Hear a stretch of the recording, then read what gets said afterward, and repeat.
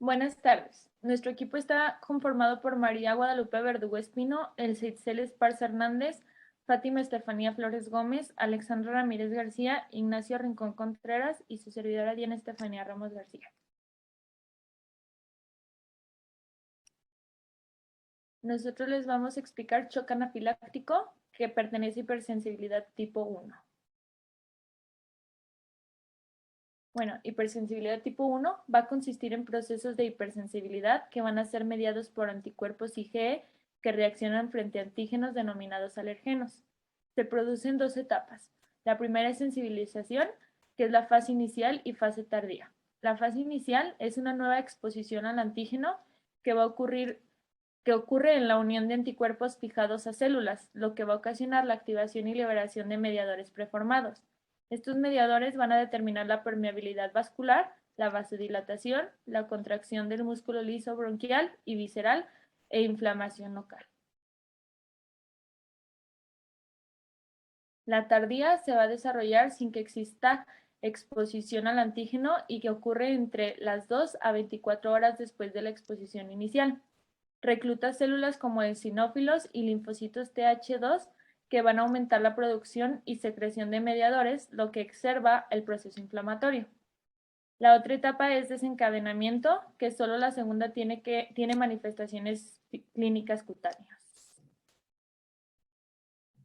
Bueno, aquí en el mecanismo de hipersensibilidad tipo 1, los alergenos se van a unir a APC, que con ayuda de los receptores HMC2, RCT, B7, CD28 se van a unir a la célula TH, que van a liberar interleucina 4 e interleucina 13, que con ayuda de los receptores CD40L y CD40 se van a unir a la célula beta para de ahí liberar IgE hacia la célula plasmática. Esta célula plasmática se va a unir al mastocito, que va a actuar como activación y va a ayudar a la liberación de mediadores como la histamina y leucotrienos y citocinas, que va a producir los efectos fisiológicos.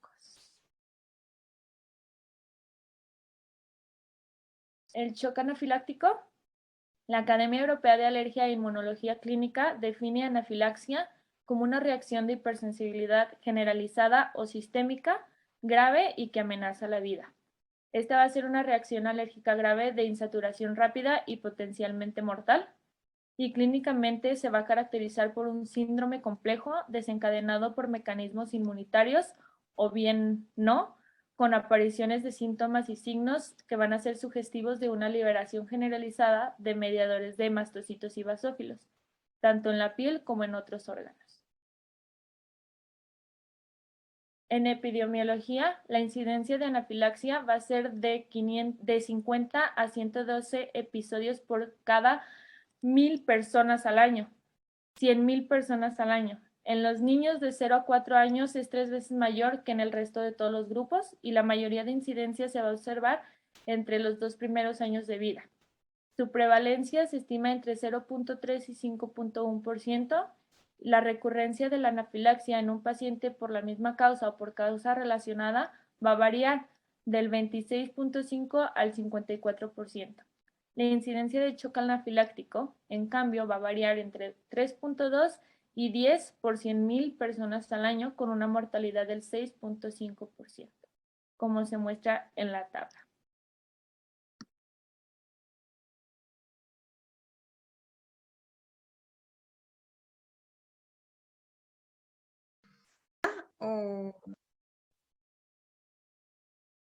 Bueno, yo les voy a hablar acerca de la etiología y la fisiopatología del shock anafiláctico. Las causas más frecuentes de anafilaxia son alimentos. Esto es normalmente en la infancia y los alimentos más comunes son la leche, huevos, frutos secos como nueces, cacahuates, pescados y mariscos. Asimismo fármacos, pero esto solamente va a aparecer en el adulto, también picaduras de insectos y los de menor frecuencia son factores físicos, látex o idiopáticos. Al unirse el antígeno al mastocito o al basófilo, lo van a activar. Entonces, estos van a secretar aminas biogénicas como la histamina, también mediadores lipídicos como el PAF, PGD2, LTC4.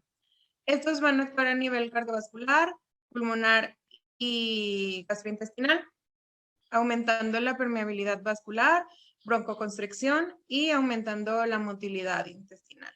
Asimismo, se van a liberar citoquinas como el factor de necrosis tumoral, mediadores lipídicos, los cuales ya mencionamos ahorita, los cuales se van a encargar de la inflamación. Y enzimas como la triptasa, que van a encargarse del remodelamiento celular.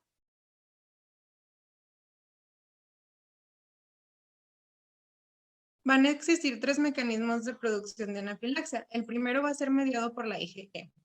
Esta va a ser una reacción de hipersensibilidad de tipo 1 y, pues como ya se dijo, va a estar mediada por la IgE. Esta va a ser específica. Esta va a estar desencadenada por alérgenos como alimentos, medicamentos, plasma, látex o veneno de insectos. La segunda va a ser no mediada por la IgE. Esta va a ser una activación directa de mastocitos y o los basófilos producida por analgésicos, opioides, medios de contraste, expansores plasmáticos, relajantes musculares, vancomicina, ciertos quimioterápicos. Asimismo, también la activación del complemento, y este va a estar dado por transfusiones sanguíneas, membranas de diálisis, inhibidores de la enzima convertidora, también por la IgA y la protamina. Y pues también alteraciones del metabolismo del ácido araquidónico ocasionadas por antiinflamatorios no esteroideos, que son los AINES. El tercero es un mecanismo desconocido al que se le conoce como anafilaxia idiopática. Esta va a estar inducida por ejercicio, por una mastocistosis sistémica, el ciclo menstrual. Este va a ser independiente del mecanismo y se van a liberar mediadores preformados de los mastocitos y basófilos, como ya habíamos dicho, que era la histamina, triptasa, quininas, el factor de activación de plaquetas, entre otros. Y también se va a activar el metabolismo del ácido araquidónico, las prostaglandinas, los tromboxanos, las bradicininas y los leucotrienos. Esto nos va a conducir al aumento de la permeabilidad vascular. Esto se va a causar por la formación de pasajes intracelulares entre las células endoteliales y las vénulas postcapilares. Esto nos va a producir un edema tisular, produciendo urticaria, angioedema, edema laringio e intersticial. Seguido de esto va a haber contracción de la musculatura lisa. Esto va a producir el broncoespasmo y calambres abdominales. Seguido va a causar vasodilatación. Esto va a producir enrojecimiento, cefaleas, reducción de la resistencia vascular sistémica, hipotensión y síncope. Asimismo, va a causar estimulación de las terminaciones nerviosas en la piel y esto va a ser responsable del prurito. También estimulación de los receptores histamínicos cardíacos, lo que ocasionará taquicardia y arritmias. El shock anafiláctico va a ser resultado de múltiples mecanismos. Esto va a incluir la activación excesiva de mecanismos vasodilatadores, la síntesis de prostaciclinas y estos van a causar la desfosforalización de miocina y vasorelajación. Asimismo, en la imagen vamos a ver que concentraciones bajas de IgG van a provocar que el IgE se una al FcRI en los mastocitos. Y estos van a estar mediados por la histamina, el CIS-LTS, las prostaglandinas, la heparina, las proteasas y la serotonina. Al unirse el antígeno a los basófilos, van a causar una mediación mediante la histamina, el PAF, el CIS-LTS. Cuando los fármacos AINES se unen a los neutrófilos, van a estar mediados por los PAF. Y si se unen a los macrófagos, van a estar mediados por los PAF y los CISLTS. Bueno, yo les voy a hablar acerca de los signos clínicos. Como ya se nos mencionó, los niños van a ser menos susceptibles a manifestar un compromiso circulatorio, predominando pues en ellos los síntomas respiratorios y digestivos que se van a relacionar. Existen cofactores que van a aumentar el riesgo de que ocurra una reacción alérgica y que su gravedad sea mayor. Entre estos, pues encontramos el ejercicio, la fiebre, una infección aguda, el estado premenstrual, el estrés emocional, los antiinflamatorios y pues el alcohol. Bueno, dentro de los síntomas y signos de la anafilaxia vamos a encontrar los siguientes. Dentro del sistema nervioso central, pues encontraremos el mareo, la pérdida del conocimiento, la confusión, el dolor de cabeza y la ansiedad. Dentro de los respiratorios encontraremos la falta de aire, las sibilancias o estridor, la ronquera, el dolor al tragar y la tos. Dentro de los gastrointestinales, pues está el dolor abdominal de tipo retortijón, la diarrea, los vómitos y pues la pérdida, del control de la vejiga. Dentro de la piel, pues encontramos los abones, el picor, el enrojecimiento y el dolor pélvico. Dentro de la musculatura cardíaca está la frecuencia cardíaca rápida o lenta y la presión sanguínea baja. También encontramos hinchazón de la conjuntiva, aguilla nasal, hinchazón de los labios, la lengua y o de la garganta. Bueno, tenemos los síntomas cardiovasculares que van a representar el 41%, dentro de los que vamos a encontrar hipotensión, alteraciones de la frecuencia cardíaca, palidez marcada y síncopes. Síntomas respiratorios que se van a presentar en el 80% va a ser la vía aérea superior, edema de epiglotis y laringe, que representa el 53%, el estridor inspiratorio. Dentro de la vía aérea inferior vamos a encontrar la disnea con un 55%, las sibilancias con un 35%, la polipnea, el tiraje subesternal, intercostal y subcostal, las respiraciones de Kussmaul, la hipersecreción pulmonar. Dentro de los cutáneos, que representan el 92%, entonces encontramos sudoración, palidez, eritema, representando el 29%, urticaria con el 62% y prurito con el 37%. Los síntomas gastrointestinales, que son el 45%, en los cuales encontramos dolor abdominal con un 16%, diarrea con un 5%, náuseas con un 15%, vómito con un 27%. Y los síntomas neurológicos, que representan el 26%, con cefalea, mareos, convulsiones, alteración de la conciencia, dentro de las que encontramos somnolencia, estupor, letargo y coma.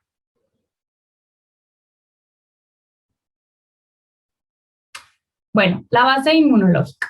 La anafilaxia se va a producir como consecuencia de la liberación explosiva de las sustancias por parte de las células llamadas mastocitos y basófilos, que estos van a inducir a los síntomas típicos de una reacción alérgica.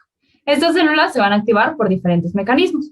El mecanismo más típico va a ser la reacción alérgica, que va a estar inmediatamente clásica, en la que un alergeno se va a unir a los anticuerpos de tipo IgE o inmunoglobulina E, que se van a hallar en la superficie de las células del sistema inmunitario, como los mastocitos y basófilos. Esta unión va a funcionar como una llave que va a encajar en una cerradura y va a abrir dichas células, las cuales van a liberar las sustancias que van a provocar los síntomas. Otros mecanismos pueden activar a los mastocitos y a los basófilos a través de los anticuerpos, como lo es la IgG, o directamente por la acción de fármacos y diversas sustancias químicas o estímulos físicos.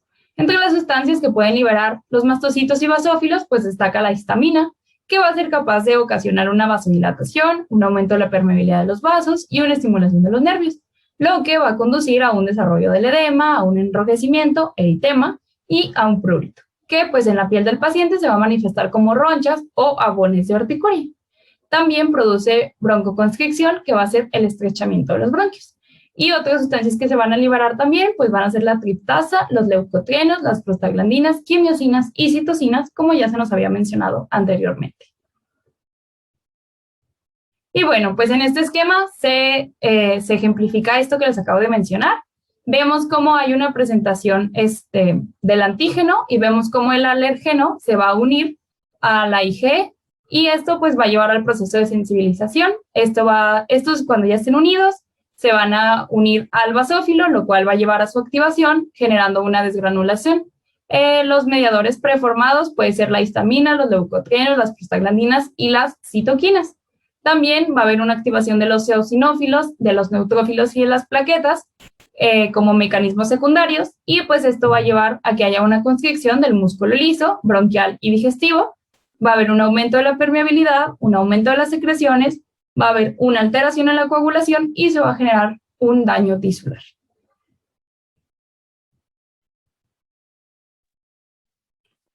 Bueno, el diagnóstico vamos a tener que tenemos criterios clínicos, que aquí va a ser la dificultad en el diagnóstico de la anafilaxia. Y esto es que no hay un conjunto de signos o síntomas patognomónicos, aunque hay una característica frecuente, que es que se produzca una rápida progresión de la gravedad o la intensidad de los síntomas, tanto en niños como en adultos. El diagnóstico de anafilaxia es muy probable cuando cumple uno de los 3 criterios expuestos, que ahorita los voy a mencionar. El shock anafiláctico se diagnostica cuando existen afecciones cardiovasculares como lo es la hipotensión.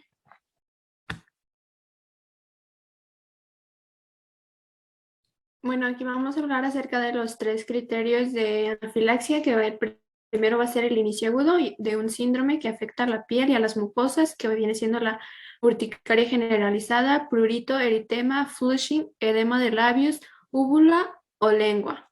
Y pues este se va a acompañar de al menos uno de los siguientes, que viene siendo compromiso respiratorio, como la disnea, sibilancias, estridor, disminución del flujo expiratorio, que viene en pico, hipoxemia, etcétera. O alguno de descensos de la presión arterial, síntomas asociados a disfunción orgánica, como viene siendo la hipotonía, síncope y la incontinencia.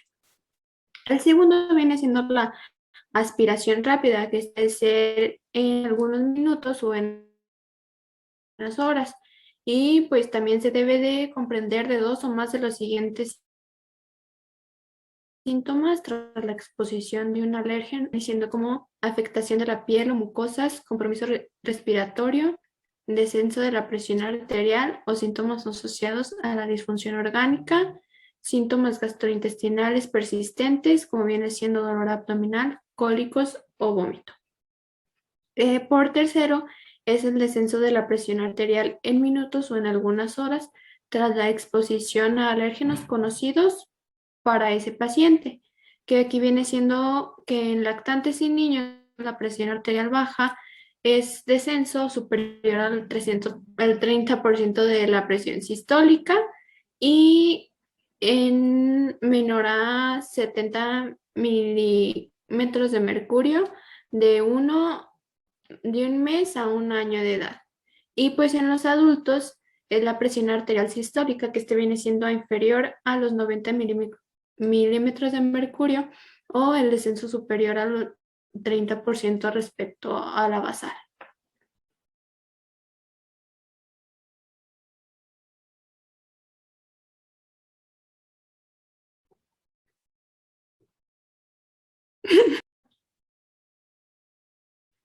Bueno, el diagnóstico también consta de pruebas de laboratorio, que la primera viene siendo la transcriptasa sérica. Bueno, esta es la prueba más útil para el diagnóstico de anafilaxia y esta puede elevarse entre los 15 y 180 minutos después del comienzo de los síntomas. Se aconseja la extracción de 3 muestras seriadas a lo largo de iniciar el tratamiento a las 2 y a las 24 horas. El valor normal es de menos 11.4 sobre miligramo y una elevación de menos de 2 veces el valor basal, que este va a ser indicativo que tienen anafilaxia. Y es necesario mencionar que los lactantes pueden tener valores altos y esto no nos indica que sea algo patogénico. La segunda es la histamina sérica y esta puede alcanzar el pico de los 5 a los 10 minutos del comienzo de los síntomas de anafilaxia y disminuye a los 60 minutos, lo que hace prácticamente imposible su utilización en la práctica clínica habitual. Y una cifra elevada se correlaciona con la clínica de anafilaxia, como viene siendo la transcriptasa sérica total. Y ambas determinaciones pueden ser normales en la anafilaxia por alimentos, ya que este caso pues tiene la implicación de los basófilos, la cual es la más importante de los mastocitos en los pacientes sin hipotensión y pacientes pediátricos.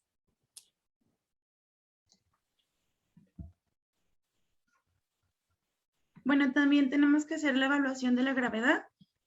La afectación respiratoria puede ser laríngea o bronquial, es la que va a conferir la gravedad en los cuadros de anafilaxia en los niños. Los cuadros se pueden clasificar en leves, moderados o graves según su presentación y los síntomas de una presentación grave van a ser la cianosis, una saturación de oxígeno menor a 95%, paro respiratorio, hipotensión y o shock, disritmias, bradicardia o paro cardíaco, confusión, pérdida de la conciencia.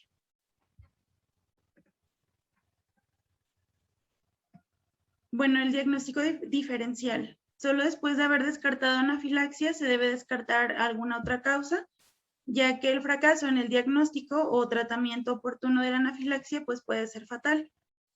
Entre los diagnósticos diferenciales se van a encontrar la urticaria, angioedema, síndromes que van a cursar con eritema, síndromes neurológicos, algunas otras causas de shock, dificultad respiratoria y misceláneas que van a incluir algunas reacciones vasovagales, feocromocitoma, enterocolitis inducida por proteínas. Bueno, para el tratamiento, de manera inicial se tiene que implementar la resucitación y los principales pasos a seguir van a ser una evaluación rápida del estado de conciencia. Aquí se va a evaluar si es necesario proteger la vía aérea, siempre y cuando el paciente presente una escala de Glasgow mayor a 8. La permeabilidad de la vía aérea también es uno de los aspectos que se tienen que evaluar de manera rápida, y esto se va a hacer implementando oxígeno suplementario con máscara de reservorio, y si existe obstrucción de la vía aérea, pues se debe realizar una intubación orotraqueal. De ser imposible que esto se realice, pues se va a optar por realizar una traqueostomía.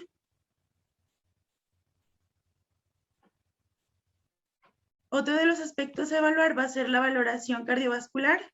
Aquí, pues, si el paciente se encuentra consciente e hipotenso, se deben de elevar las piernas para aumentar el retorno venoso. Pero esto, pues, no es aconsejable si el paciente presenta vómito o dificultad respiratoria. Los pacientes que se encuentran inconscientes con respiración espontánea deben ser colocados en decúbito lateral y se debe asegurar la vía aérea. Si existe paro cardíaco, se debe iniciar con RCP. El segundo paso, pues, va a ser la retirada del alérgeno. Aquí, pues, se debe de suspender la administración del fármaco, se debe retirar el aguijón tras la picadura de una abeja, por ejemplo. Se deben retirar restos de alimentos que todavía se encuentren en la boca y evitar los productos de látex, ya que, pues, como venimos mencionando, pues cualquiera de estos puede ser el desencadenante de la reacción.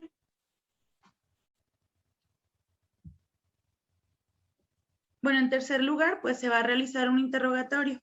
Aquí va a ser importante recurrir a los antecedentes de episodios anteriores de anafilaxia, de la ingesta alimentaria, la ingesta o inyección de fármacos y si existe alguna picadura de insecto, entre otros. Y al final, pues vamos a recurrir a la implementación de fármacos. El principal, pues va a ser la adrenalina o epinefrina. Este va a ser un fármaco que es, digamos que es el más eficaz para el tratamiento de la anafilaxia. Este tiene la capacidad de prevenir o revertir el broncoespasmo y el colapso cardiovascular. Se debe de administrar en forma inmediata, al mismo tiempo que, pues, el paciente se debe mantener en observación. Y bueno, por su efecto alfa va a producir una vasoconstricción y va a aumentar la resistencia vascular periférica, disminuyendo el edema mucoso. Por sus efectos beta 1 va a tener un efecto inotrópico y cronotrópico, y por sus efectos beta 2 va a producir broncodilatación y disminución de la liberación de mediadores de inflamación de los mastocitos y los basófilos. Otros fármacos como los broncodilatadores, siempre que se presente broncoespasmo, salbutamol por vía inhalada, inhalador dosificado o nebulización, pudiendo sumar bromuro de hipertropio.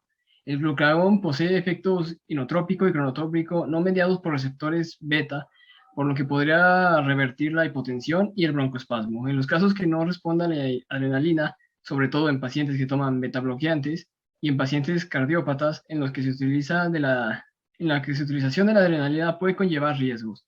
La dosis indicada es de 20 a 30 microgramos, el máximo de 1 miligramo, por vía intramuscular o intravenosa, que puedan repetirse a los 5 minutos, o seguido de una infusión a un ritmo de 5 a 15 microgramos por minuto. Presenta como efectos adversos la aparición de náuseas y vómitos. Indicada en caso de bradicardia prolongada en dosis de 0.02 miligramos sobre kilogramo endovenoso. Antihistamínicos, si el paciente está estable, constituyen la segunda línea de tratamiento. Se debe administrar de fenidramina, 1 miligramo sobre kilogramo sobre dosis endovenoso o intramuscular, con dosis máxima de 50 miligramos. Los esteroides se indican para prevenir o acortar reacciones prolongadas. El tratamiento precoz es beneficioso en pacientes con asma asociada. El más empleado es el metilprednisolona, dosis de 1 a 2 miligramos sobre kilogramo endovenoso con una duración de 6 a 8 horas. La hidrocortisona puede administrarse intravenoso o intramuscular. La reposición de líquidos ante la persistencia de la hipotensión tras la administración de adrenalina al expandir un combolo de SF a 20 mililitros sobre kilogramo cada 5 a 10 minutos, y en caso de no obtener respuesta se debe utilizar fármacos vasopresores. Pasos a seguir luego de la resolución del cuadro agudo. Los pacientes deben ser observados durante 6 a 8 horas tras la resolución de la reacción anafiláctica, y hasta 12 a 24 horas los que presentan síntomas refractarios o reacciones graves, antecedentes de reacción anafilácticas, bifásicas, anafilaxia idiopática de instrucción lenta, asma previa grave, contacto con el alérgeno persistente, imposibilidad de acceso a atención rápida, cuadros de hipotensión. Debería continuar con tratamiento antihistamínico y con corticoides por 48 horas. Bueno, en el siguiente esquema podemos ver si hay sospecha de anafilaxia. Puede haber un paro cardíaco en el cual se va a tratar con RCP, o un paciente hemodinámicamente inestable, ABCDE. Va a retirar posible alergeno, posición supina, oxigenoterapia, máscara de reservorio, monitorización y acceso vascular. La adrenalina va a revalorar el ABCDE con un fallo cardíaco por shock, oxigenoterapia, acceso vascular y expansiones con SF de 20 mililitros sobre kilogramo. Si no hay respuesta en 5 minutos, repartir adrenalina intramuscular, repartir expansión, preparar infusión de adrenalina, solicitar ingesta a UCIP y secuencia de intubación rápida. Si hay un fallo respiratorio o dificultad respiratoria, los signos y síntomas de obstrucción de vía aérea superior, estridor, signos de síntomas obstructivo de vía aérea inferior o sibilancias. En el estridor vamos a usar oxigenoterapia, posición semisentada, adrenalina nebulizada. En las sibilancias, oxigenoterapia, posición semisentada, salbutamol, inhalado o nebulizado. En ambos casos, revalorar si no hay cambios en 5 minutos. Repetir adrenalina intramuscular, acceso vascular, repetir adrenalina o salbutamol nebulizado. Revalorar sin respuesta en 5 minutos, solicitar ingreso a UCIPI, secuencia de intubación rápida. Estable, si se encuentra estable el paciente, va a haber una observación de 6 a 8 horas. Si no, también existe una forma que es con antihistamínicos o corticoides para tratamiento de síntomas cutáneos. Bueno, y eso sería todo de nuestra parte. Muchas gracias por su atención.